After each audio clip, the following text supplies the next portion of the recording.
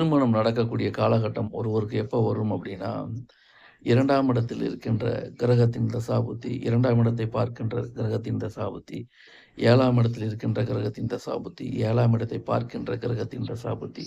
இந்த காலகட்டத்தில ஒரு மனிதனுக்கு திருமண வாய்ப்புகள் தேடி வரும். இதற்கு 2ஆம் இடமோ, 7ஆம் இடமோ எந்த வகையிலும் பாதிப்பு இல்லாமல் இருக்க வேண்டும். பாதிப்பு இல்லாமனா, அவர்கள் நீசமாகக்கூடாது, அஸ்தங்கமாகக்கூடாது, வக்ரமாகக்கூடாது, திரிசூன்யத்தில் இருக்கக்கூடாது, பாதகத்தில் இருக்கக்கூடாது, 6, 8, 12 மறையக்கூடாது. மொத்தத்தில 2, 7 பாவாதிபதிகள் எந்த வகையிலும் பாதிப்பு இல்லாமல் நல்ல முறையில் இருந்து அந்த கிரகத்தின் தசாபுத்தி காலகட்டத்தில் ஜாதகருக்கு இயல்பாகவே திருமண காலகட்டம் கூடி வரும்.